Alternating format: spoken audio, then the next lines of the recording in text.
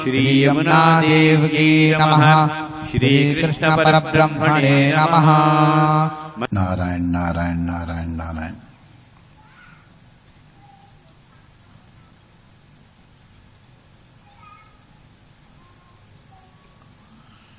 गुरु शुश्रूषया विद्या।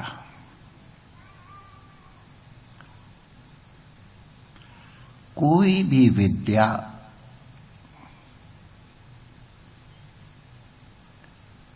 जो इसका जानकार है उसकी सेवा के बिना प्राप्त नहीं होती है, और यदि प्राप्त भी हो जाए तो फलित नहीं होती है।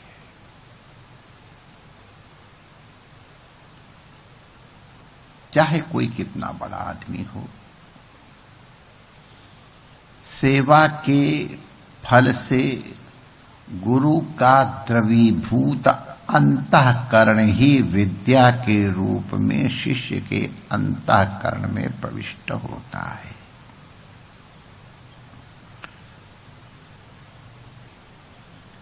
एक बार एक संत ने इस विद्या के विषय में कथा सुनाई थी कि एक संत के पास सुवर्ण बनाने की विद्या थी।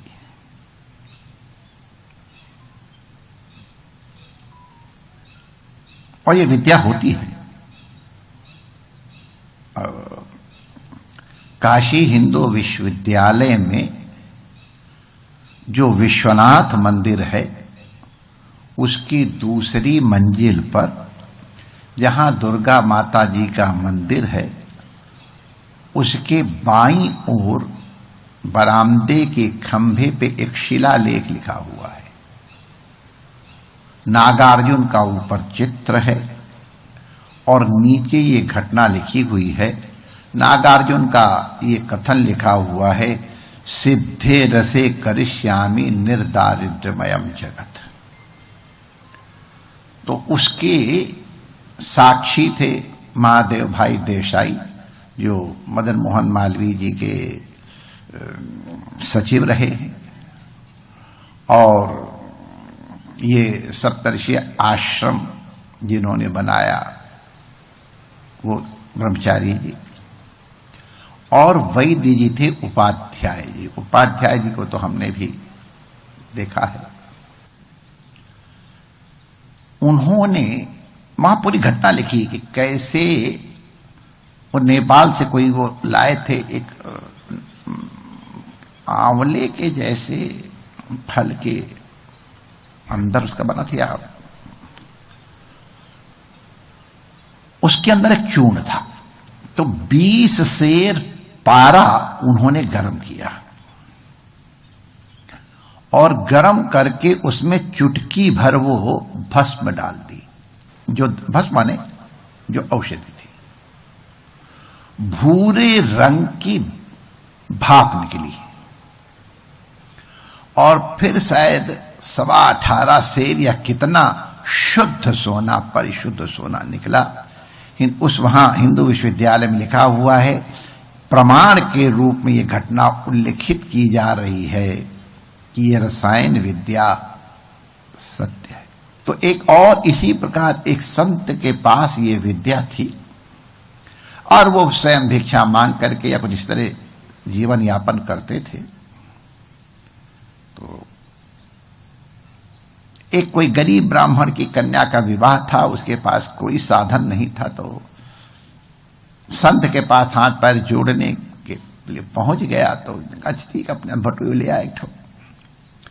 वो ब्राह्मण देवता बटलोई ले आए तो उस संत ने इसको सोना बना दिया। कह जाओ इसको बेच लो जा करके और कन्या का विवाह ठाठ से करो, और देखना और किसी काम में इसका प्रयोग नहीं करना, दुरुपयोग नहीं करना। ब्राह्मण देवता उसको बेचने गए। अब सुनार देखता है इस दरिद्र ब्राह्मण के पास सोने का बर्तन कहां से आया। सोने का बर्तन तो राजा महाराजाओं क्या ही होता है। उसने राजा महाराजा शिकायत की, महाराज देखो ये सोने का बर्तन बेचने आया है, आपके यहां से चोरी नहीं हुआ। तो राजा ने बुलवाया, कहने हमारे यहां चोरी तो नहीं हुआ। उससे पूछा तुमको ही कहां मिला? उन्होंने बताया हमको बाबा जी ने दिया। उन्होंने कहा ठीक है। बाबा जी को बुलवाया राजा ने। पहले तो तैयार नहीं हुए, लेकिन जब बारात लाए गए तो आए। जिससे विद्या लेनी हो उसको इस तरह बारात नहीं बुलाया जाता है। खैर, अब वो राजा था, उससे क्या मालूम।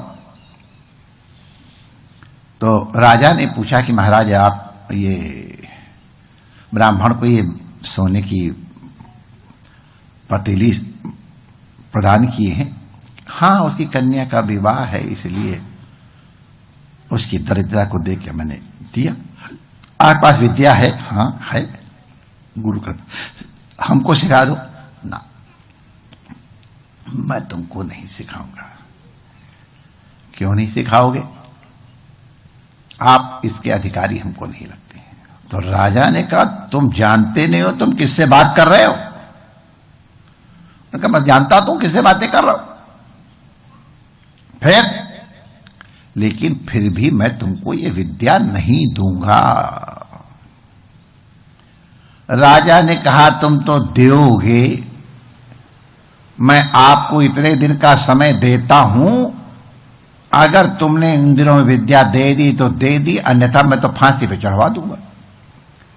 संत का हमारा क्या बिगड़ता है, चढ़ा दो फांसी, लेकिन अनधिकारी को विद्या नहीं दूंगा। संत चले गए। राजा ने अपने आदमी लगा दिए कि देखें वो कभी भयभीत होता है कि नहीं। वो उसी तरह से संत के जीवन में कोई परिवर्तन नहीं हुआ।